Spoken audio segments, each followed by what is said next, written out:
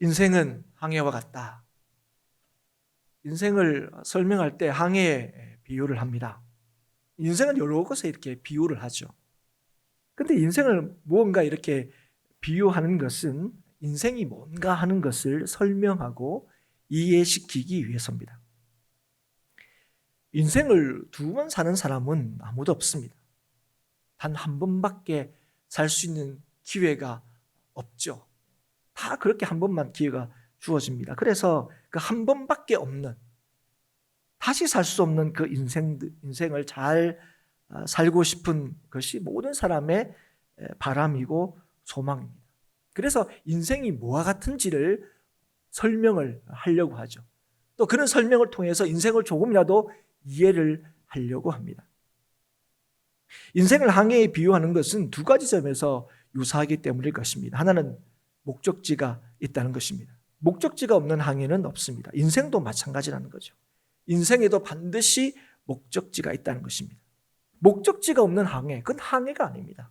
표류인 거죠. 표류. 또 하나는 인생은 항해와 같이 험난하다는 거예요.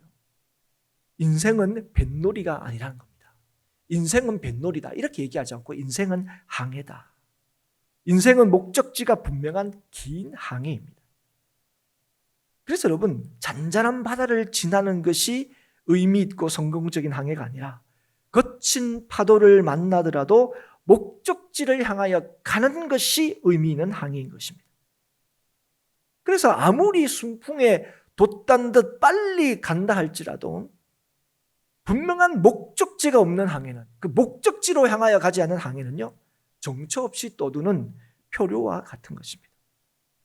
우리는 인생에서 만사 형통을 다 원합니다. 그렇지 않습니까? 그런데 여러분, 그래서 인생의 만사 형통이란 것은 어려움을 겪지 않는 것이 아닙니다.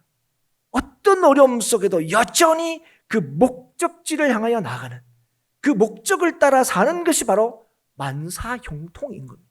만사 형통. 우리는 오늘 말씀에서 14일 동안 풍랑에 이리저리 쫓겨다니는 사람들을 보게 됩니다. 오늘 27절에 열나흘째 되는 날 밤에 우리가 아드리아 바다에서 이리저리 쫓겨가다가, 여기에서 우리라고 말하는 사람은 바로 바울입니다. 바울. 여기에서 우리는 바울을 포함하여 276명의 사람들, 이 사람들이 바다 한가운데서 풍랑을 만나서 표류를 하고 있습니다. 이들이 풍랑을 만나게 된 이유가 뭐냐? 우리 앞서 보면 직접적인 이유는 항해하기가 위태로운 시기에 항해를 했기 때문에 그렇습니다. 이걸 아무도 몰랐느냐? 오늘 앞서 말씀에 보면 바울은 이 사실을 알았습니다. 그래서 이 바울이 이 항해의 위험성에 대해서 권면하죠. 10절 말씀입니다. 말하되 여러분이여, 내가 보니 이번 항해가 하물과 배만 아니라 우리 생명에도 타격과 많은 손해를 끼치리라 하되. 여러분, 그래서 이 바울이 뭡니까? 이 항해는 위험합니다. 그래서 이 항해를 늦출 것을 제안하죠. 하지만 이 항해의 책임을 맡은 이 백부장은 선장과 선주의 말을 더 믿어서 항해를 계속하게 됩니다. 그렇다면 선장과 선주는 지금 항해를 하는 것이 위험하다는 것을 몰랐을까요? 뱃사람이 아니지만 이런 경험이 있는 이 바울보다 이 상황을 읽어내는 능력이 더 없었던 걸까요? 물론 그렇지 않았을 겁니다. 그들도 분명히 지금 항해를 하는 것은 위험할 수 있다는 사실을 분명히 알았을 거예요. 그렇다면 왜 그런 위험을 무릅쓰고 항해를 결정했을까 하는 겁니다. 오늘 말씀에 보면 12절에 지금 그들이 정착하고 있는 이 미항이라는 이 항구가 겨울을 지내는 것이 불편해서 베닉스로 가서 겨울을 지내자 하는 사람이 많았다, 그렇게 이제 말씀하고 있지만, 그건 어쩌면 선장과 선주가 백부장을 설득하는 말이었을 겁니다. 그러니까 실제적인 이유는 그냥 불편하기 때문에 위험을 무릅쓰다, 그러지는 분명히 않았을 거예요. 아마 실제적인 이유는 조금이라도 더 빨리 움직여서 로마로 가까이 가는 것이 자신들에게 더 유익이 되었기 때문에 그랬을 겁니다. 27장 6절의 말씀을 보면 로마로 가는 이 바울의 일행은요, 이달리아로 가는 알렉산드리아 배에 환승하게 됩니다. 뭐 요즘 얘기하면 직행이 없는 거죠, 여러분. 이렇게 환승을 하는데 6절에 보면 이달리아로 가는 이 알렉산드리아 배에 환승했다는 걸 우리가 알 수 있습니다. 그런데 알렉산드리아 배는 로마로 곡식을 수송하는 배일 가능성이 매우 높습니다. 그러니까 알렉산드리아에서 로마로 갈 때는 당시에 이 로마에 필요한 곡물들을 이 알렉산드리아에서 실어 날랐다 하는 것이 이제 역사적 사실입니다. 그리고 38절에 보면, 우리는 37절까지 읽었는데 38절에 보면 밀을 바다에 버려서 배를 가볍게 했다, 그런 말씀이 나오죠. 그 말씀을 통해서도 이 알렉산드리아 배가 곡물을 수송하는 그런 배였다 하는 것을 우리가 알 수가 있습니다. 그러니까 왜 그러면 이 위험한 이 항해를 시작했는가 할 때는 경제적인 이익, 빨리 가서 팔아야 더 많은 이익을 얻기 때문에 그랬다는 것을 우리가 알 수 있습니다.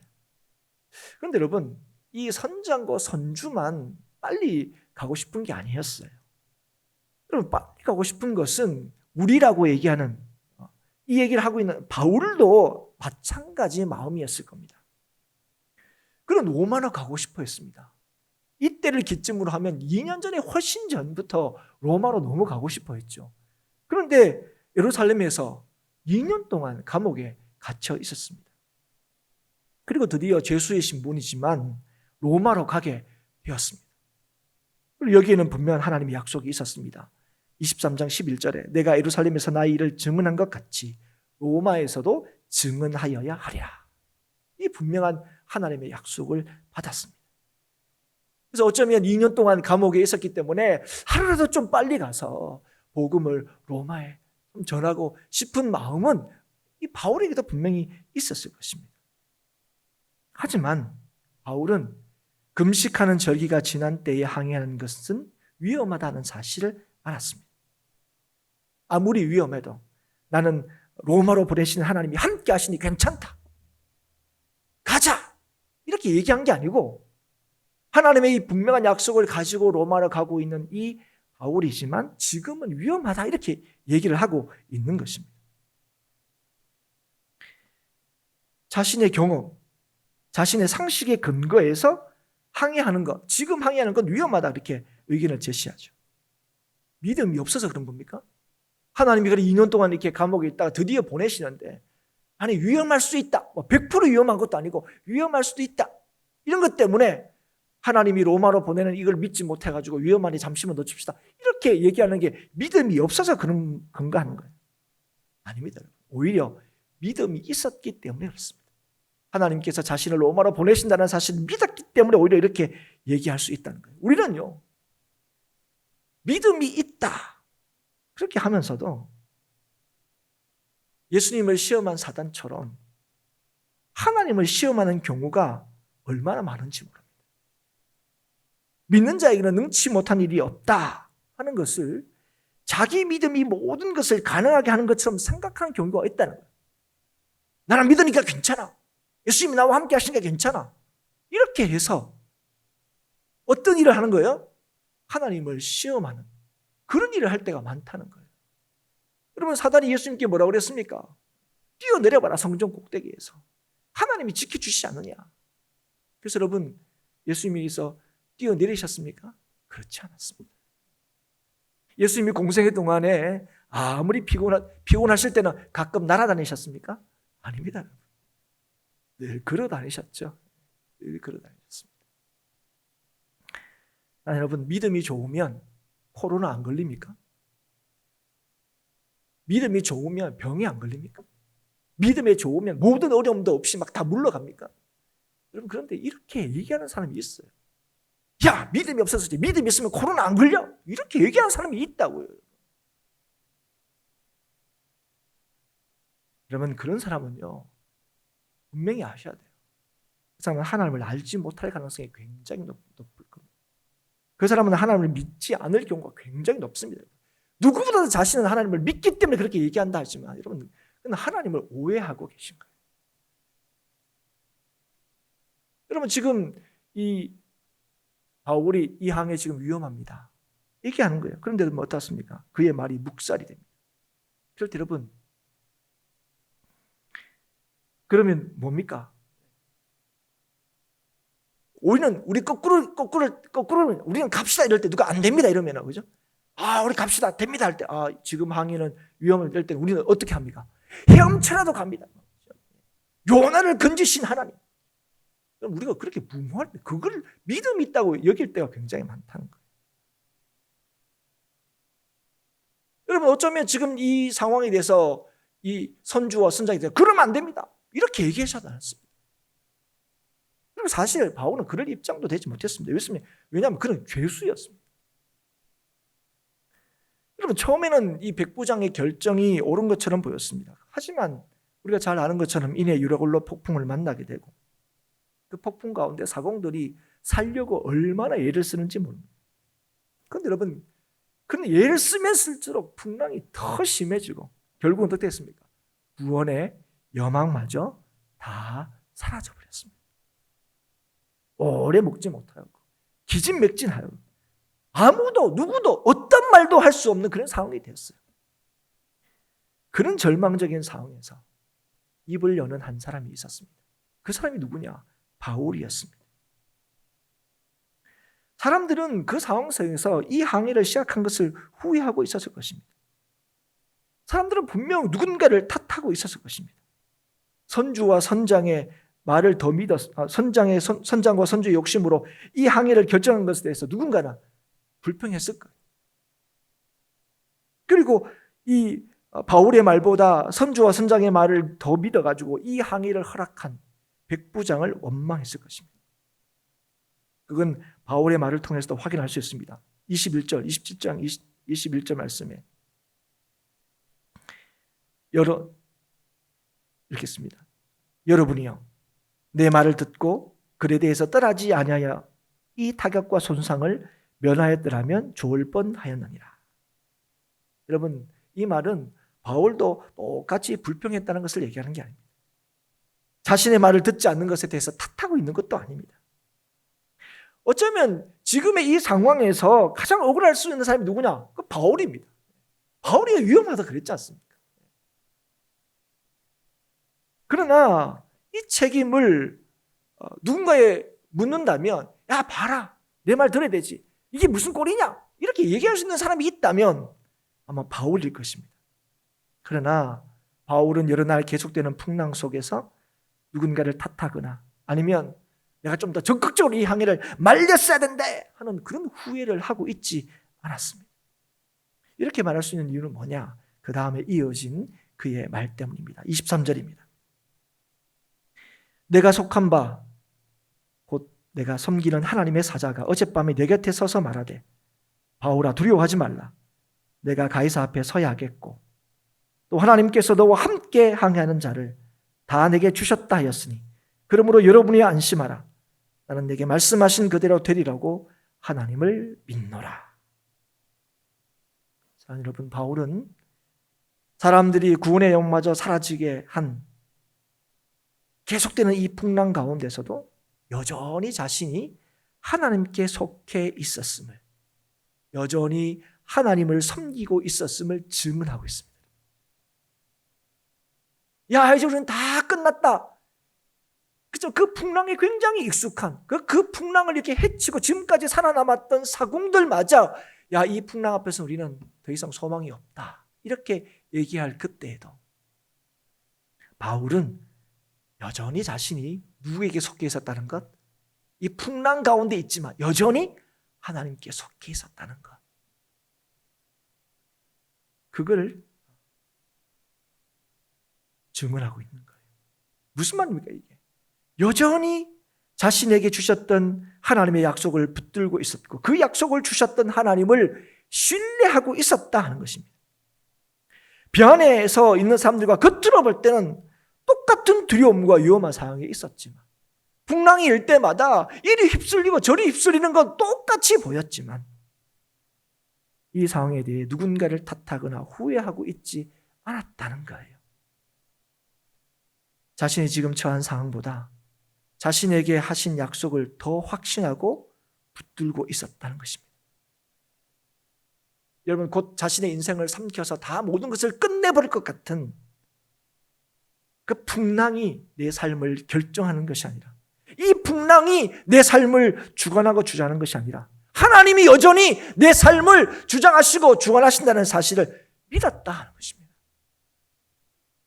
저는 이 말씀을 준비하다가 이 말씀을 묵상하는데 문득 아브라함이 떠올랐습니다. 왜 갑자기 아브라함이 떠올랐을까? 이삭을 바치라는 하나님의 명령을 따라서 이삭을 데리고 모리아산을 향하는 아브라함. 그 아브라함이 이 말씀을 묵상하는데 떠올랐습니다. 우리는 자신의 아들, 100세나 되어서 낳은 그 아들을 하나님의 명령을 따라 번제로 드리라. 달리 말하면 아들을 죽이라. 나에게 바쳐라. 죽여서. 이 하나님의 명령을 받고 이 이삭을 데리고 모리아로 향하는 그 아브라함이 얼마나 두려웠을까 하는 생각을 합니다. 아무리 하나님이라도 그렇지, 그리고 아무리 하나님의 말씀이라도 그렇지, 어떻게 아브라함이 아들을 죽일 생각을 했을까? 그러니까 아들 죽일 생각을 했으니까 그 아들 데리고, 그죠? 번제에 쓸 나무를 챙겨가지고 이렇게 그 모리아 산으로 가는 거 아닙니까? 우리는 이것 자체만 보더라도 이렇게 너무 사실은 무섭습니다. 그래서 여러분, 우리는 그 말씀을 볼 때 여러분 어떤 생각을 하고 쑥 지나갈지 모르지만, 이런 하나님을 믿어도 되나 싶은 생각이 들기도 합니다. 그리고 사람들이 보면 아이고 이런 하나님을 왜 믿냐? 아마 그런 오해를 충분히 받을 수도 있을 것입니다. 그런데 사랑하는 여러분, 아브라함이 하나님의 말씀을 따를 수 있었던 것은 네 아들 이삭을 번제로 드리라 하는 그 말씀을 따를 수 있었던 것은 그 말씀에 대한 자기 결정이 아니었습니다. 무슨 말이냐면, 내가 믿음이 있으니까 이 말씀을 내가 이 하나님의 명령을 따르겠다 하는 자기의 결심과 결단으로 지금 모리아 산으로 이삭을 데리고 가는 게 아니라는 것입니다. 여러분, 지금 아브라함이 믿음이 있다 이렇게 얘기할 수 있는 것은 그 두려운 상황 속에서도 아들을 번제로 드리라고 한 하나님의 말씀을 따르고 있기 때문이 아니라는 거예요.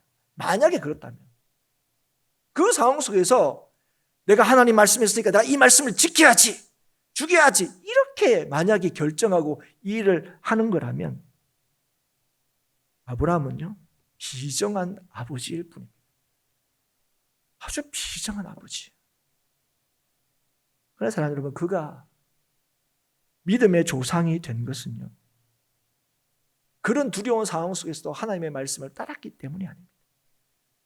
하나님의 약속을 믿었기 때문이었습니다. 하나님의 약속을 믿었기 때문에.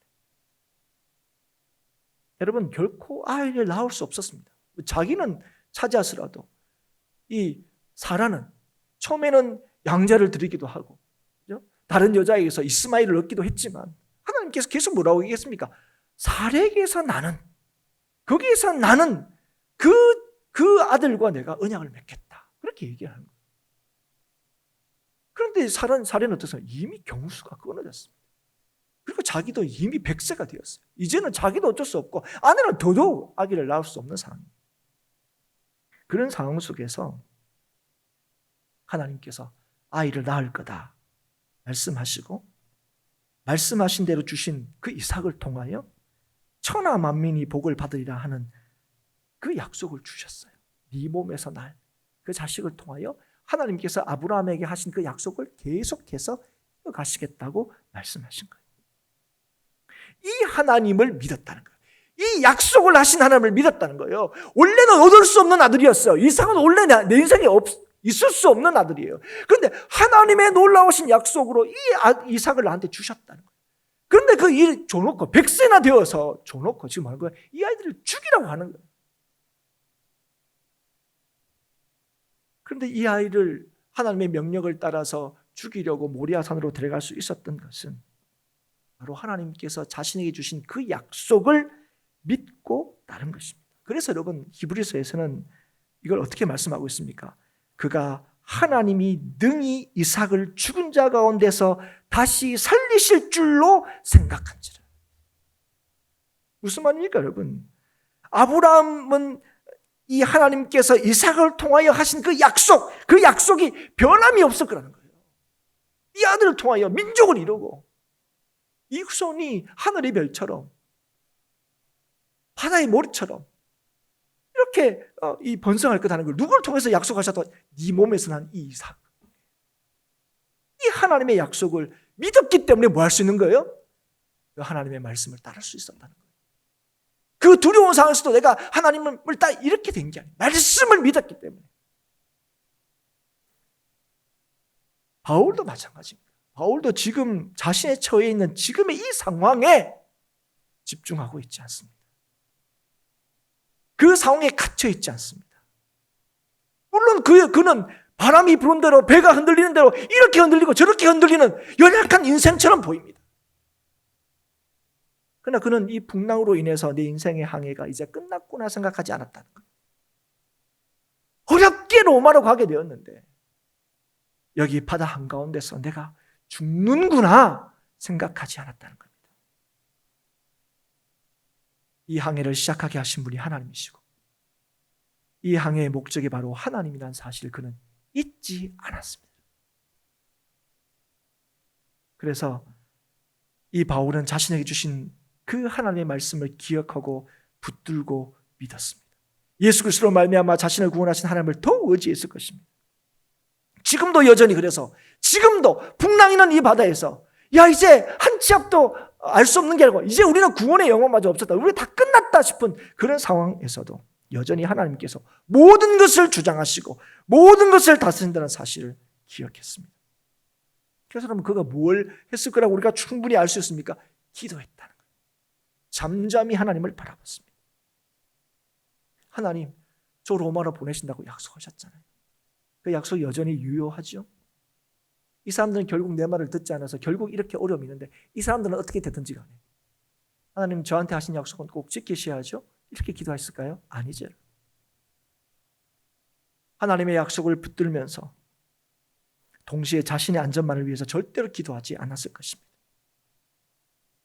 자신에게 하신 약속을 이루신 하나님께 자기와 함께한 구원의 여망마저 잃어버린 사람들을 위해서도 분명히 기도했을 것입니다. 사랑하는 여러분, 인생의 안정과 평안은 어디에 있습니까? 풍랑을 만나지 않는 인생이 아닙니다. 인생의 안정과 평안은 풍랑 중에서도 하나님을 믿는 믿음에 있는 것입니다. 그리고 그런 그에게 하나님을 그 풍랑 가운데서 여전히 하나님의 말씀을 신뢰하고 그 하나님께 기도한 바로 그 바울에게 하나님께서 바울에게 주신 그 약속을 다시금 확신케 하시고 확인시켜 주시고 이 하나님의 약속을 이루는 과정에서 276명의 이 사람들을 그에게 맡기셨습니다. 그래서 그는 구원의 여망이 다 사라졌다고 믿은 사람들에게 뭐라고 얘기할 수 있습니까? 이제 안심하라 라는 것입니다. 이제 안심하라. 여러분, 얼마 전에 이 항해를 늦추었으면 좋겠다 하는 것은 그의 경험과 상식에 근거한 것이었습니다. 하나님이 항해하지 마라 그런 말씀을 받은 적이 없어요. 그러나 이제 안심하라 한 것은 하나님께서 바울에게 주신 확신입니다. 사랑하는 여러분, 기억하십시오. 잊지 마십시오. 우리가 진리를 붙들 때 우리는 담대하게 됩니다. 여러분, 진리를 붙들 때 우리는 흔들리지 않게 됩니다. 여러분, 왜 우리가 하나님의 말씀을 듣고 그 말씀을 붙들어야 됩니까? 그 이유는 말씀만이 오늘 우리를 온전히 이끌고 안전하게 하기 때문에 그렇습니다. 말씀을 삶의 반석으로 삼는 자가 흔들리지 않습니다. 무너지지 않아요. 무너질 것 같은, 무너지게 하는 그런 일들이 일어난다 할지라도 반석 위에 세운 집은 결코 무너지지 않습니다. 바울은 풍랑 가운데서도 흔들리지 않았습니다. 바울이어서가 아닙니다, 여러분. 우리는 자꾸 바울은 우리하고 좀 다르기 때문에 자꾸 우리가 생각해요. 바울은 우리하고 좀 다르잖아요. 여러분, 바울이 자신된 것은 다 하나님의 은혜라고 고백했습니다. 그럼 바울이 이렇게 고백한 적이 있습니다. 고린도후서 11장 24절 이후에 유대인들에게 40에서 하나 감한 매를 5번 맞았으며 3번 태장으로 맞고 1번 돌로 맞고 3번 파선하고 일주일을 깊은 바다에서 지냈으며 여러 번 여행하면서 강의 위험과 강도의 위험과 동족의 위험과 이방인의 위험과 시내의 위험과 광야의 위험과 바다의 위험과 거짓 형제 중의 위험을 당하고 또 수고하며 애쓰고 여러 번 자지 못하고 줄이며 목마르고 여러 번 굶고 춥고 헐벗었노라. 여러분, 그런 가운데서도 그가 흔들리지 않았던 것은 그가 바울이어서가 아닙니다. 그를 부르시고 보내신 주님의 약속을 믿고 신뢰했기 때문에 그렇습니다. 오늘 고린도후서 11장 24절에 보면 3번 파수하고 일주일을 깊은 바다에서 지냈다 하는 이 일은 사도행전 27장에 이 사건을 얘기하는 게 아닙니다. 이 사건이 포함되어 있지도 않습니다. 이렇게 숱한 어려움을 지낸 이후에 또다시 바다 가운데서 이 풍랑을 지금 바울은 만나게 된 것입니다. 그러나 그 가운데서 그가 한 일이 무엇입니까? 풍랑의 가운데 똑같이 탄식하고 똑같이 절망하고 똑같이 소리친 것이 아닙니다. 이 흔들리는 배 안에서 이제는 안심하라. 두려움에 빠진 사람들을 위로했다는 것입니다. 왜 그렇습니까? 하나님의 말씀이 나를 나되게 하는 힘이고 능력임을 믿었기 때문입니다. 진짜가 뭐냐? 아니, 풍랑이는 이 바다가 진짜지요. 나를 삼킬 것 같은 이 파도가 진짜지요. 진짜가 뭡니까? 진짜 내 삶을 결정하는 것이 무엇입니까? 영원토록 나를 구원하시겠다 약속하신 하나님. 바울은 어떤 어려움 속에서도 여전히 성도답게 살게 하시는 하나님을 믿었습니다. 풍랑 가운데서도 바울은 자신을 로마로 보내신 하나님을 신뢰하고 붙들었습니다. 그런 그에게 하나님의 약속을 확신케 하시고 말씀을 붙드는 바울을 통하여 지금도 여전히 변함없이 역사하시는 하나님을 바울을 통하여 보여주신 것입니다. 풍랑 가운데 있는 사람들을 위로하게 하신 것입니다. 물론 그렇다고 해서 풍랑이 갑자기 멈추거나 어려움이 더 이상 없었던 것이 아닙니다. 여전히 풍랑 가운데 있었습니다. 그리고 이후에 우리가 알다시피 이제 목숨을 좀 얻었나 싶었는데 군인들이 죄수를 다 죽이려고 했던 그런 상황도 있었습니다. 그리고 다 이제 어느 멜리데 섬에 이렇게 도착했더니 또 바울은 독사에 물리기도 했어요.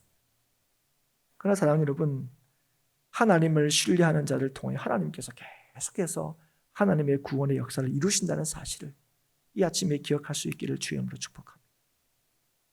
하나님께서는 여전히 믿는 자를 통하여 구원하시는 역사, 살리시는 역사를 이루십니다. 누구를 통하여? 세상의 능력이나 탁월함을 가진 사람이 아닙니다.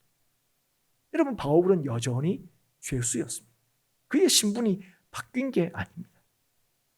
그러나 항해를 책임지는 백부장은 더 이상 바울을 무시하지 않았습니다. 항해하지 말아야 됩니다 하는 그 얘기가 맞았기 때문이 아닙니다. 솔직히 그런 얘기한 게 바울밖에 없었겠습니까? 몇몇 사람들은 이 항해 위험한데 그런 얘기를 분명히 했을 거예요. 바울이 얘기했다면 누군가도 얘기했을 거예요. 많은 사람들이 베닉스로 가는 게 더 낫다 이렇게 얘기했지만 소수 의견들이 있을 거예요. 베닉스로 가는 거 지금 위험한데 여기 그래도 불편하도록 있는 게 나았을 텐데 그렇게 얘기한 사람들이 분명히 있었을 거예요. 단순하게 바울의 말이 맞았기 때문에 바울을 무시하지 않고 바울의 말을 따랐던 게 아닙니다. 왜 그렇습니까? 그 풍랑 가운데서 여전히 바울은 평안을 누리고 있었기 때문에 그렇습니다. 우리는 다 끝났다고 생각하는 그때에 여전히 끝나지 않는 것처럼 소망이 있는 것처럼 있는 것처럼 아니라 소망 가운데 여전히 살고 있는 바울을 이 백부장이 보았기 때문에 그렇습니다. 그리고 이후에 그를 통해 역사하시는 하나님을 보게 되었기 때문에 그렇습니다. 여러분 꼭 기억하십시오. 오늘도 하나님께서는 세상에 능력 있는 자가 아니라 하나님의 말씀을 믿는 자를 통하여 역사하십니다. 그래서 여러분 오늘 믿는 자들이 경험하는 이런 어려움들, 이건 여러분 우리를 단순하게 고통스럽게 만들고 힘들게 하시기 위한 것이 아니라는 사실을 여러분 기억하셔야 됩니다. 그래서 여러분 하나님께서 예레미야를 통하여 유다가 멸망할 것이다 이렇게 말씀하신 이후에, 멸망당한 이후에 하나님께서 예레미야에게 주신 말씀이 있습니다.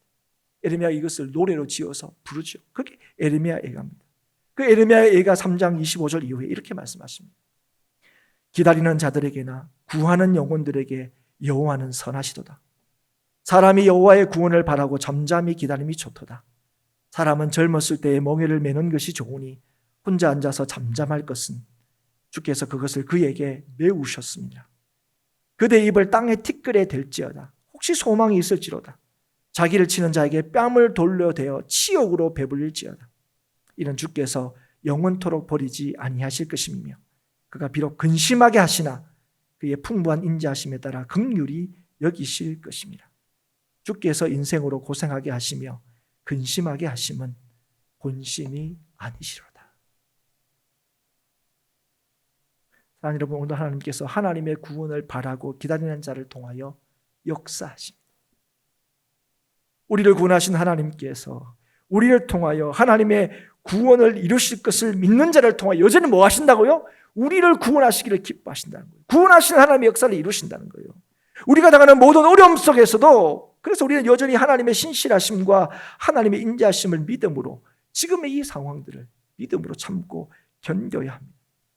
그런데 여러분, 그럴 수 있는 이유가 뭡니까? 우리가 오늘도 참고 견딜 수 있는 이유가 무엇입니까? 하나님은 어려움 가운데서도 우리의 담대함과 견고함이 주께 있음을 알게 하시고 여전히 우리를 구원하시고 이루신다는 사실을 믿을 때, 여전히 이런 상황 속에서도 이런 어려움들로 우리를 더 마음 졸이게 만들고 더 연약하게 만들고 무너지게 만들기 위한 것이 아니라 우리로 하여금 더 담대함과 견고하게 하시기 위한 하나님의 변함없는 하나님의 역사가 있다는 사실을 믿을 때, 우리는 지금 이 순간에도 여전히 우리를 향하신 하나님의 신실하심과 그 인자하심을 믿고 참고 기다릴 수 있는 것. 사랑하는 여러분, 우리를 고생하게 하시고 근심하게 하시는 것, 하나님의 교회를 이렇게 힘들게 하십니까? 여러분, 우리는 이럴 때 있잖아요. 다른 백화점이든 운동시설이든 다른 데는 다 코로나가 확진자가 나오고 하더라도 교회 안에서는 한 명도 안 나오는 거. 예수 안 믿는 사람들 가정은 벅벅 나더라도 예수 믿는 가정은 한 명도 안 걸리는 거. 여러분, 이게 하나님의 능력이고 이게 하나님의 역사라고 우리는 믿습니다. 그렇게 주장하는 사람들이 있어요. 나 사랑하는 여러분, 오늘 우리를 고생하게 하시고 근심하게 하시는 것은 우리를 괴롭히려고 하는 것이 아니라 우리의 진짜 인생의 안전함과 평강이 주님께 있다는 사실을 더 분명히 알게 하시기 위함입니다. 우리 인생을 집어삼킬 것 같은 그 풍랑도 하나님을 믿는 믿음을 꺾을 수가 없다는 거예요. 진짜 우리의 삶을 책임지시는 것은 우리의 눈앞에 펼쳐진 이 어려움이 아니고, 이 어려움이 우리의 인생을 결정하는 것이 아니라 우리에게 말씀하시고 약속을 주신 하나님이 오늘도 우리의 인생을 붙드시고 책임지신다는 사실을 우리에게 알게 하시기 위함입니다. 그리고 이 구원과 평강이 주께 있음을 우리를 통하여 전하기 위해서입니다. 우리는 지금 풍랑이 점점 거세지는 상황 속에 있습니다. 여러분, 이런 때 우리는 누군가를 탓하고 싶어요. 그리고 이런 상황 속에 우리 자신의 무능함에 답답함을 느끼기도 합니다. 그러나 사랑하는 여러분, 어떠한 애씀과 노력도 풍랑이는 바다를 견디지 못하고 구원의 영광마저 없어져 버린 것 같은 세상을 위로할 수 있는 분은 오직 하나님이십니다. 그리고 이 상황 속에서 여전히 우리에게 말씀하시고 그 말씀을 듣고 믿고 붙든 자를 통하여 세상을 구원하시는 하나님의 역사는 계속됩니다. 그래서 여러분, 지금 우리가 당장 해야 될 것이 무엇입니까? 우리의 무능력함을 탓하거나 억울함을 토로하는 것이 아니라 여전히 우리를 구원하시기를 기뻐하시는 하나님을 신뢰함으로 이웃과 사회를 돌아보는 것입니다. 지금 우리의 생각에 옳음을 주장하는 것이 아니라 우리에게 주시는 하나님의 말씀에 귀를 기울이고 들어야 한다는 것입니다. 하나님을 시험하는 교회가 아니라 하나님의 말씀을 붙들고 믿음으로 우리를 친히 세우시고 우리를 통하여 구원의 역사를 이루시는 하나님을 더 의지하고 구하고 찾아야 한다는 것입니다. 그럴 때 여러분, 오늘 그 믿음의 사람을 통하여 뭐 하시는 거예요? 세상을 위로하게 하시는 거예요. 세상은 그 사람을 통하여 야 진짜는 이 상황이 아니고 하나님이 일하는 것을 알게 된다는 거예요. 그래서 풍랑이는 이 한가운데에서 표류하는 인생이 아니라 주의 뜻을 따라 오늘도 목적지를 향하여 가는 항해를 멈추지 않는, 주님께서 나를 살리셨다는 사실을 믿음으로 여전히 다른 사람들을 살리시는 하나님의 구원의 역사를 보여주는, 그래서 다른 사람들을 위로하고 살리는 사명을 감당하는 우리 행복한 교회 성도들이 될 수 있기를 주의 이름으로 축복합니다. 진짜가 뭡니까? 우리의 삶의 진짜 능력이 무엇입니까? 오직 우리를 구원하시고 우리에게 말씀하시고 우리를 통하여 하나님을 드러내시고 증거하시는 그 하나님을 믿는 믿음이 오늘도 우리를 담대케 하고 우리를 이기게 하고 오늘도 이 세상에 참된 소망 되신 예수 그리스도를 전할 수 있다는 사실을 꼭 기억하여서 오늘도 풍랑이 있는 바다에서 누군가를 탓하고 지난 시간들을 후회하고 지금 모든 것이 다 끝난 것처럼 한식하는 인생이 아니라 여전히 변함없이 우리를 향하신 하나님의 신실하심과 자비하심이 변함이 없으며 우리에게 하신 그 약속들을 변함없이 이루시는 하나님을 믿는 믿음으로 우리도 실제로 이 세상을 위로하고 이 세상에 힘을 주고 이 세상을 건져내는 하나님의 역사에 쓰임받는 우리 행복한 교회 모든 성도들이 될 수 있기를 다시 한번 주의 이름으로 축복합니다.